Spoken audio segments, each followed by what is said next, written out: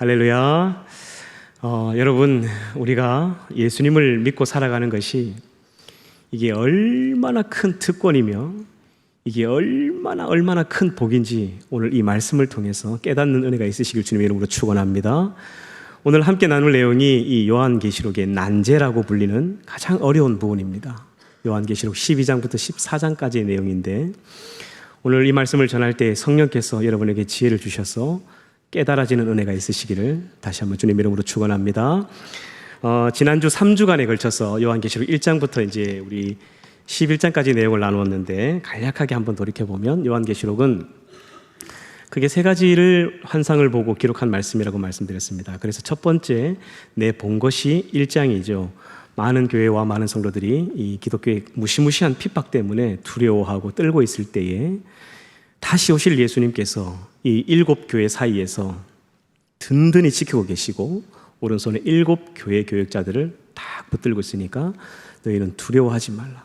세상의 땅의 임금들의 머리가 이 도미티아누스 황제, 로마의 황제가 아니라 예수님이니 너희는 두려워하지 말라는 이 모습을 보여줍니다. 자, 그리고 두 번째로 보여줬던 장면이 뭐냐면 지금 있는 일입니다. 2장과 3장의 내용이죠. 많은 교회 성도들이 주님이 오신다고 약속하셨는데 오시지 않으니까 하나님을 원망하고 불평하고 있었습니다. 그런데 하나님의 입장도 굉장히 난처한 상황이라고 말씀드렸죠. 지금 하나님께서 만약 에베소 교회에 오신다면 몇 명이나 구원받을 수 있을까? 서머나 교회에 지금 당장 오신다면 몇 명이나 구원받을 수 있을까? 그 교회들이 참 잘하고 있었던 일도 있었지만 그들이 잘못한 부분들도 있었습니다. 그래서 회개하고 너희들이 정결한 신부로 잘 준비되어야 내가 언제든지 임할지라도 너희가 구원받을 수 있는 그런 정결한 신부로 잘 준비하라고 했습니다. 그리고 잘하고 있는 부분들은 칭찬하시면서 끝까지 충성을 다하면 내가 생명의 관을 줄 것이다 약속하셨습니다. 그래서 소아시아 7교회에 잘하고 있는 일과 잘못하고 있는 일 부분들을 이렇게 설명하고 있습니다.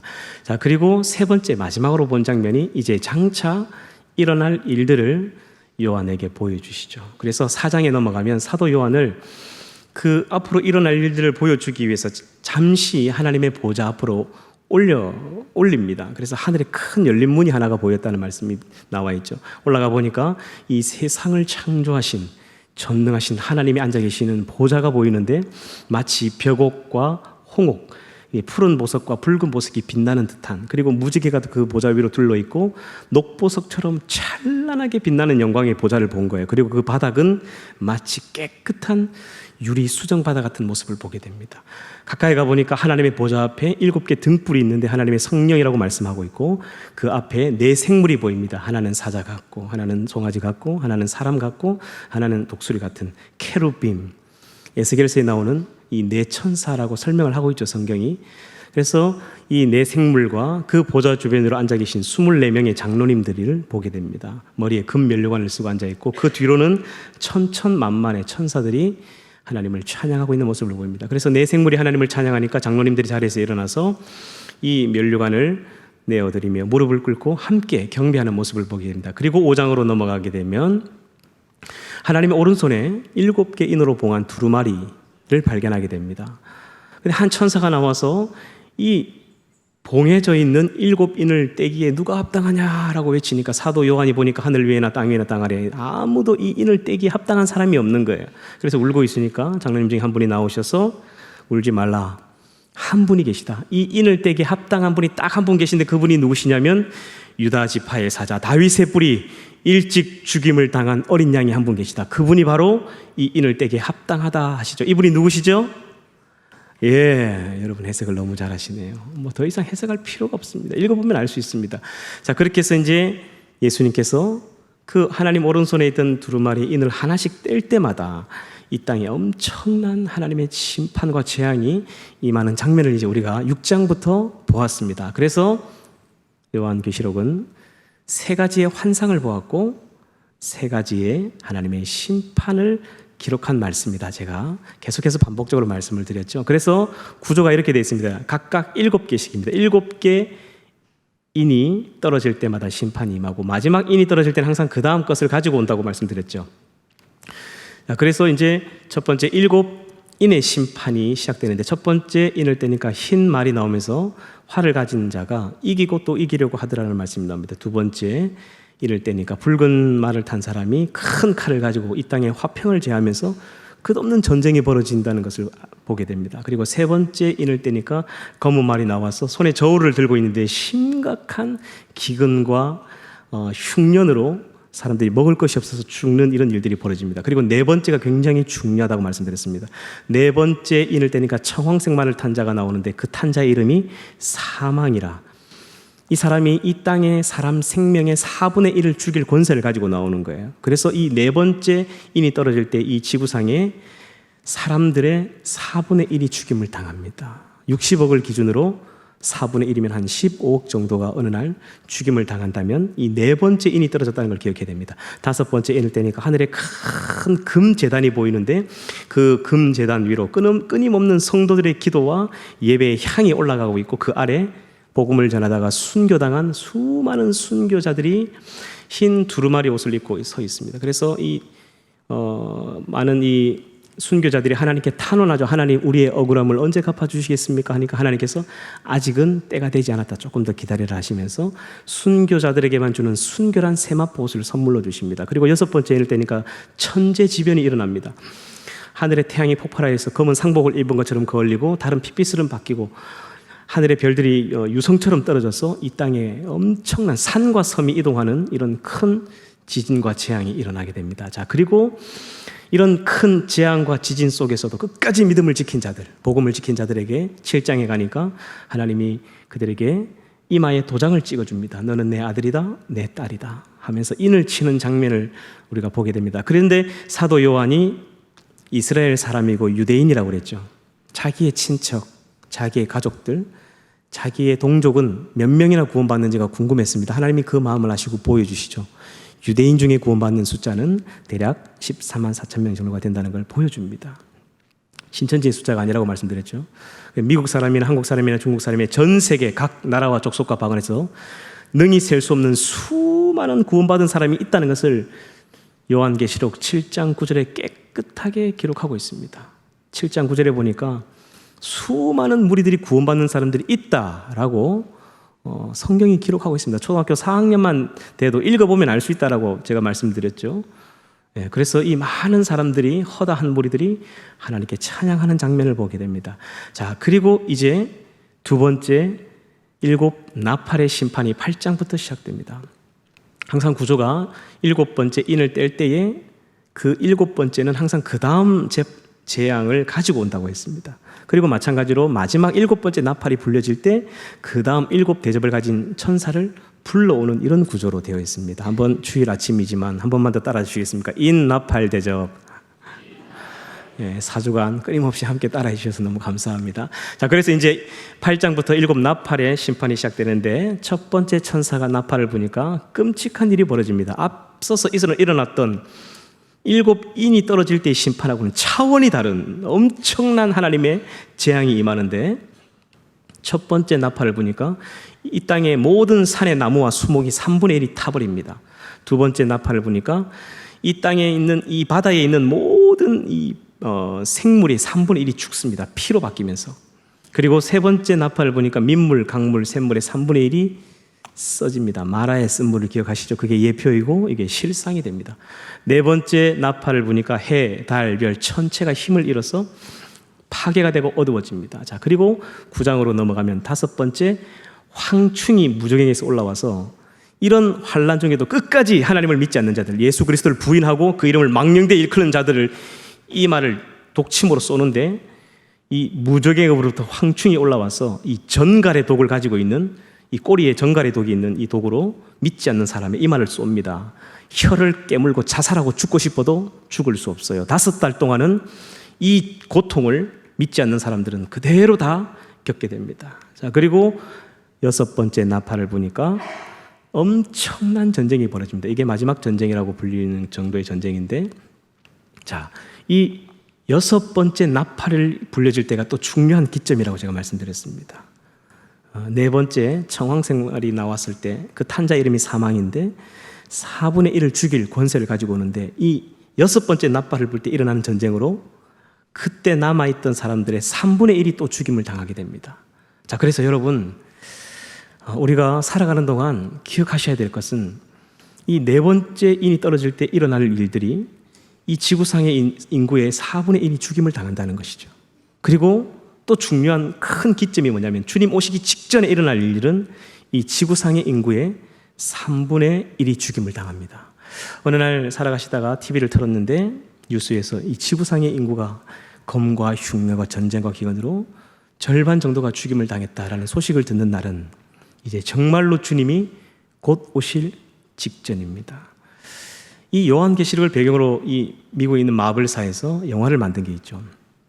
인피니티라는 이게 이 성경을 역으로 해석해서 이런 하나님의 심판과 재앙을 인간의 힘으로 막아보겠다, 초능력을 가진 자들이 막아보겠다라고 만든 영화들이 이 마블사에서 나온 영화들입니다. 제가 이 부분들은 좀 다음에 한번 설명드리도록 하겠습니다. 자, 그렇게 해서 이제 10장으로 넘어가니까 이제 나팔이 딱 한 개가 남았어요. 진짜 마지막 나팔. 이 나팔이 불리는 순간 이제 주님이 오시는 거예요.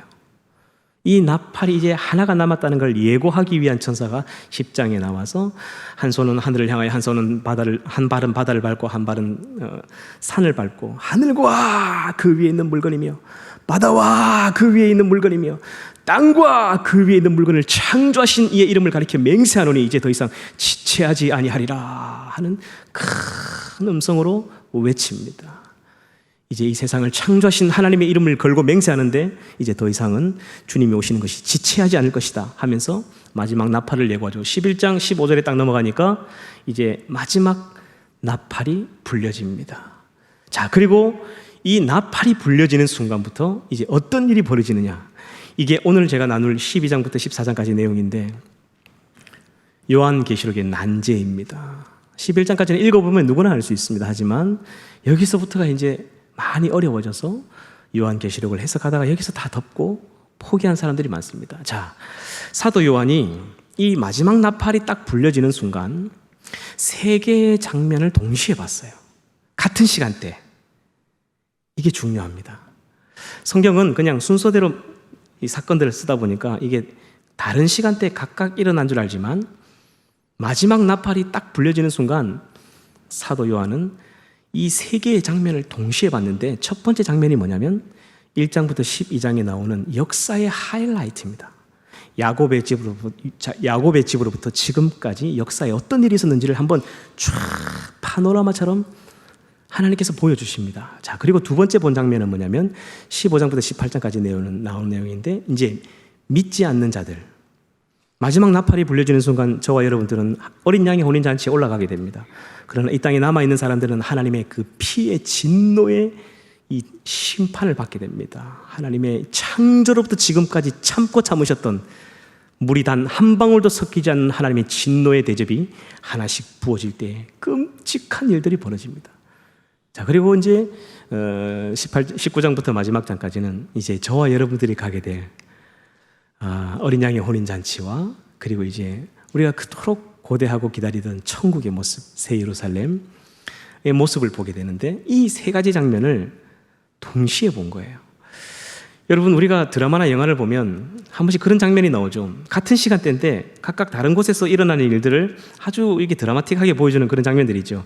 예를 들면 한 여자 주인공과 남자 주인공이 사랑을 했는데 이 삼각관계에 있던 한 질투하는 여자가 아무튼 모함을 해가지고 이 둘의 사랑이 깨집니다. 그래서 여자는 가슴이 아파서 이제 인천공항으로 가서 이제 떠나려고 준비하고 있고 남자친구는 그 나중에 모함을 당했다는 사실을 뒤늦게 깨닫고 막 인천공항으로 막 달려갑니다.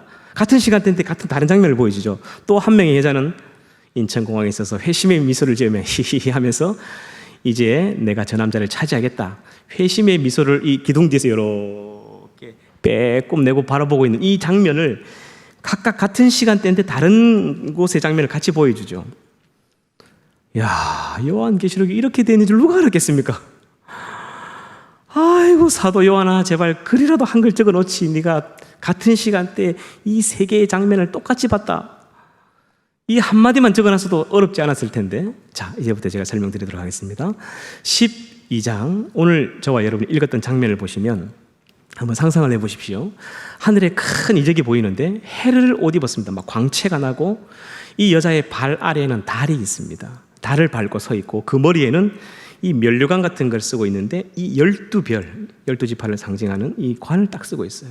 그런데 이 여인이 임신을 했습니다.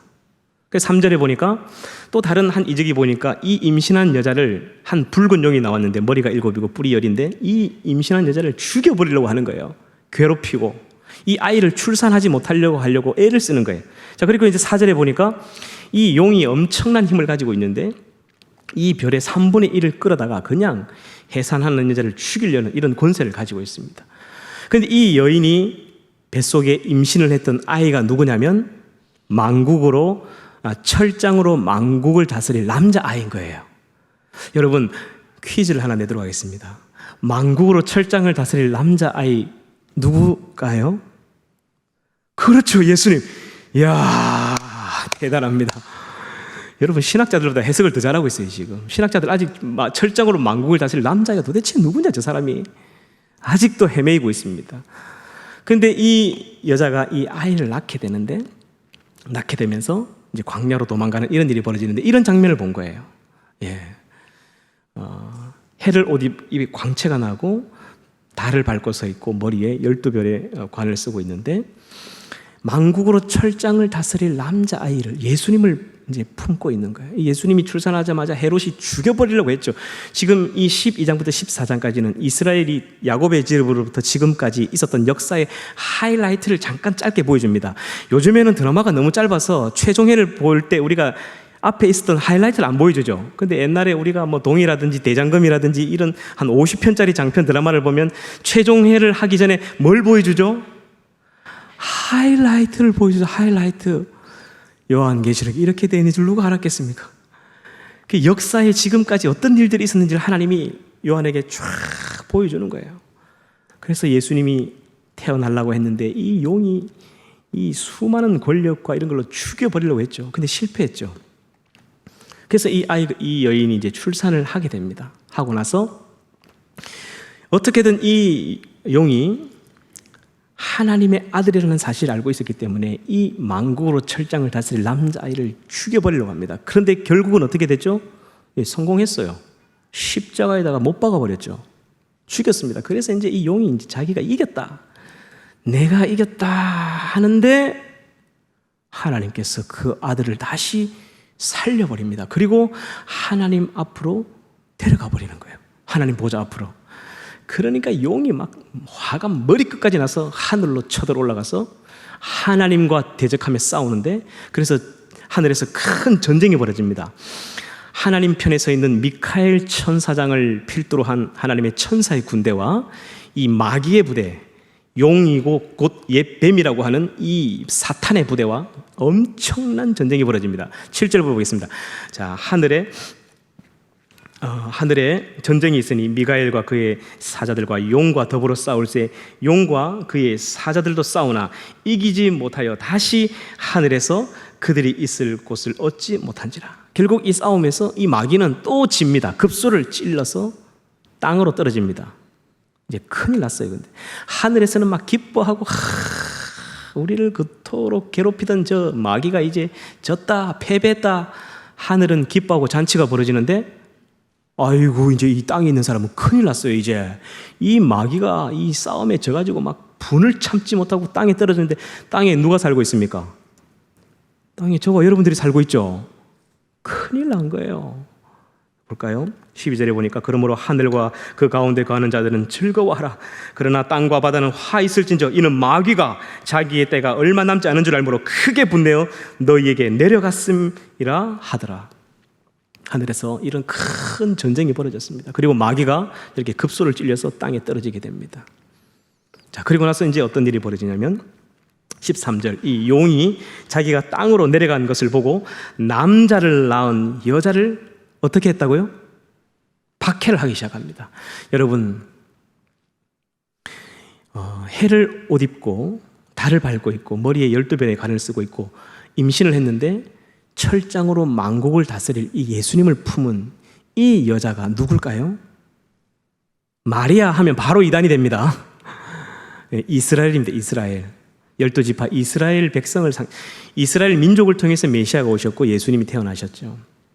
이 이스라엘을 이 마귀가 죽여버리려고 합니다. 그래서 이 애굽을 강성하게 해서 애굽과 옆에 있는 아수르와 이 바벨론을 통해서 막 강대국을 통해서 아주 그냥 죽여버리려고 했습니다. 근데 결국 죽였을까요? 못 죽였을까요? 이스라엘을 못 죽였죠. 역사에 보면 결국 AD 70년에 티투스라는 장군에 의해서 그 예루살렘 성이 완전히 불태워지고 그 예루살렘이 완전히 끝났습니다. 마귀는 이겼다라고 생각했어요. 근데 하나님께서 이 유대인들을 전 세계로 디아스포라 유대인 다 흩어버립니다. 왜 흩으셨냐면 살게 하시려고 흩으신 거예요. 그때 만약에 예루살렘에 끝까지 남아있었다면 그때 유대인들은 끝났을 겁니다. 지구상에 유대인은 단 한 명도 남아있을 수가 없습니다. 그러나 하나님께서 그들을 광야로 흩으셨죠. 이 장면을 그가 본 거예요. 그래서 이 마귀가 입에서 막 물을 뿜어내가지고 이 이스라엘을 집어 삼켜버리려고 했지만 그때마다 하나님 도우셔서 땅이 입을 벌려서 이 물을 싹 빨아들여 버립니다. 그리고 이스라엘 백성은 광야로 큰 날개를 받아서 날아가 버리더라는 말씀이 13장에 아주 자세하게 기록되어 있습니다. 그래서 여러분 이 이미지와 이걸 설명을 들으시고 읽어보시면 이게 이런 내용이구나 쉽게 알 수 있습니다. 자, 13장부터 제가 한번 읽어보도록 하겠습니다. 13장 1절입니다. 내가 보니 바다에서 한 짐승이 나오는데 뿔이 10이요 머리가 7이라. 그 뿔에는 10 왕관이 있고 그 머리에는 신성 모독하는 이름들이 있더라. 2절입니다. 내가 본 짐승은 표범과 비슷하고 그 발은 곰의 발과 같고 그 입은 사자의 입 같은데 용이 자기의 능력과 보좌와 큰 권세를 그에게 주었더라. 그러니까 이제 이 용이 그 다음에 이제 자기가 하는 일이 뭐냐면 자기의 이 능력을 어떤 한 인간에게 줍니다. 그 능력을, 그 마귀의 능력을 받은 이 인간은요, 초능력 같은 능력을 가져요. 그래서 하늘에서 불이 떨어져라 하면 막 진짜 불이 떨어지는 거예요. 안전뱅이가 있는데 일어서라 하면 막 일어서 버리는 거예요. 엄청난 기적과 이적들을 행하는 능력을 가진 적 그리스도라는 존재가 나타나게 됩니다. 이 마귀의 권세를 입은 자가. 그러면요, 어떤 일이 벌어지냐면 전 세계 사람들이 그를 숭배하기 시작합니다. 전 세계 사람들이 그를 추앙합니다. 지금 이 작업을 마귀가 열심히 하고 있죠.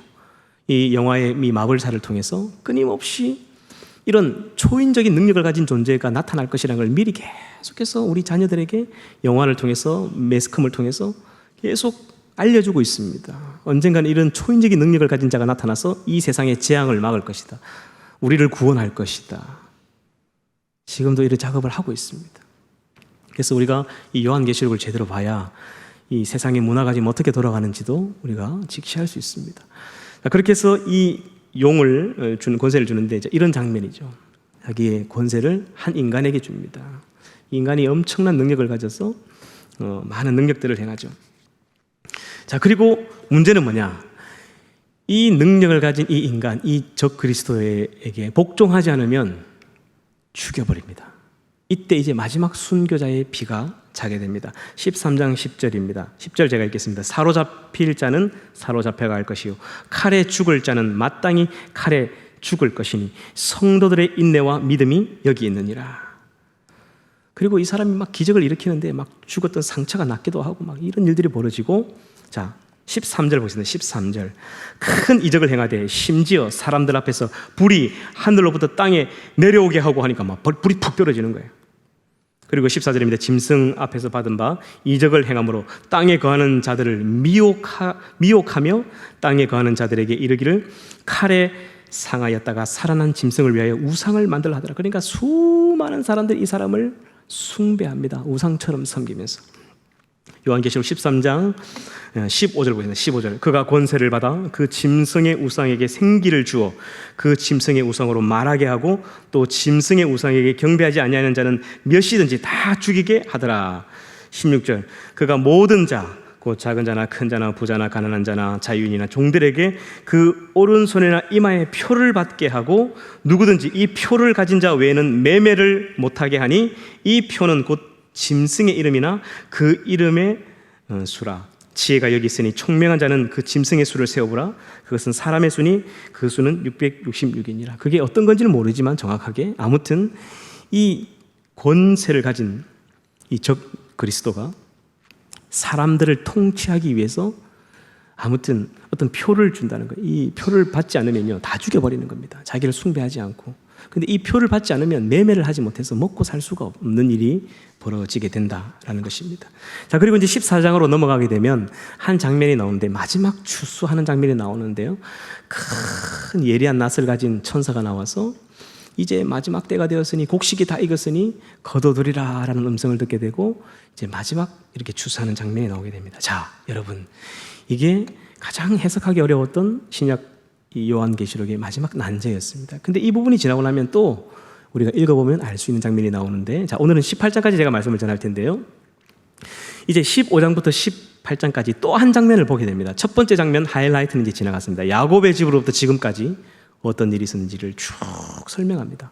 자, 그리고 그 다음 본 장면은 뭐냐면, 이제 하나님 마지막 나팔이 불려서 믿는 저와 여러분들은 어린 양의 혼인잔치에 이미 올라갔습니다. 하지만 끝까지 믿지 않았던 자들, 그런 자들이 이제 어떤 심판을 당하는지 15장에 설명을 하고 있죠. 그리고 16장에 보면 이제 이 7 하나님의 진노의 대접을 가진 천사가 내려오는데, 그 천사들이 대접을 하나씩 부을 때마다 이 땅에 엄청난 이제 하나님의 마지막 심판, 마지막 재앙이 임하게 되는 장면을 우리가 보게 됩니다. 자, 15장 1절에 보니까 또 하늘에 크고 이상한 다른 이적을 보매 7 천사가 7 재앙을 가졌으니 곧 마지막 재앙이라. 하나님의 진노가 이것으로 마치리로다. 요한이 환상을 봅니다. 요단강이 보입니다. 요단강. 근데 그 요단강이 피로 바뀌어 있어요. 피와 불로 바뀌어 있는 그 요단강이 보이고, 그 요단강 맞은편에 어린 양의 혼인잔치가 벌어지는 장면을 보게 됩니다. 저와 여러분들이 갈 곳이 저기 보이나요? 여러분 그림에 보이나요? 저쪽에 한쪽에는 이 불이 섞인 유리바다, 요단강 맞은편에는 저와 여러분이 가서 하나님과 예수님과 함께 잔치가 벌어지고 있는 장면, 또 한 장면은 이쪽에서 이제 천사들이 하나님의 진노의 대접을 가지고 내려오는 장면을 보게 됩니다. 16장부터 아주 간단하게 설명을 합니다. 그런데 이 마지막 하나님의 심판은요, 무시무시합니다. 첫 번째 하나님의 진노의 피해 대접을 부으니까 어떤 일이 벌어지냐면, 독한 종기가 일어납니다. 그러니까 악성 피부 종양이 일어나는데요, 여러분 출애굽 당시에 그 독종을 기억하십니까? 그게 예표이고 그게 실상이 됩니다. 그리고 여러분 욥이 당했던 독종 기억하십니까? 욥이 당했던 그 독종이 그대로 임합니다. 얼마나 고통스러운지 욥의 피부가 한꺼풀 벗겨졌죠. 친구들이 위로하러 왔는데 욥을 알아보지 못합니다. 형체가 너무 바뀌어가지고. 그래서 7일 동안 한마디도 못하죠. 위로하러 왔는데. 그런 끔찍한 일들이 벌어져서 수많은 사람이 죽게 되어 있습니다. 두 번째 하나님의 진노의 피해 대접을 보니까 이제는 이 앞에서 두 번째 나팔을 불 때 바다의 3분의 1이 생물이 죽었지만 이제 바다가 썩어서 검은 피가 되어버립니다. 썩은 피가 되어버려요. 그리고 모든 바다의 생물들이 다 죽어버립니다. 엄청난 일들이 일어나겠죠. 근데 너무나 감사한 것은요, 예수님을 믿는 저와 여러분들은 저 마지막 하나님의 진노의 피해 대접의 심판은 받지 않습니다. 마지막 나팔이 불려지는 순간 우리는 올라가기 때문이죠. 예수를 믿고 살아가는 것이 이게 얼마나 큰 특권인지 여러분 다시 한번 기억하셔야 됩니다. 우리는 즉 하나님의 진노의 심판을 받지 않습니다. 세 번째, 피해 대접을 부으니까 민물, 강물, 샘물이 다 피로 바뀌어버립니다. 먹을 마실 물이 없어 사람이 죽임을 당하게 됩니다. 네 번째, 하나님의 진노의 피해 대접을 부으니까 태양이 폭발합니다. 태양열에 사람이 타버리는데 머리끝부터 발끝까지 전신 화상을 입는데 1도, 2도, 3도 정도 이런 수준 아닙니다. 수십 도의 화상을 입어서 그 태양열에 사람이 타서 죽는 일이 벌어집니다. 그리고 다섯 번째, 하나님의 진노의 피해 대접을 부으니까 흑암이 임합니다. 이 흑암은 그냥 깜깜함이 아닙니다. 혀를 깨물고 자살하고 죽고 싶다는 표현이 성경에 그대로 나오죠. 죽지 않는 고통을 동반한 흑암이 옵니다. 이런 걸 믿지 않는 자들이 다 받게 되는 거예요. 그리고 여섯 번째, 하나님의 피해 대접을 부으니까 더러운 새 영을 하나님께서 풀어버립니다.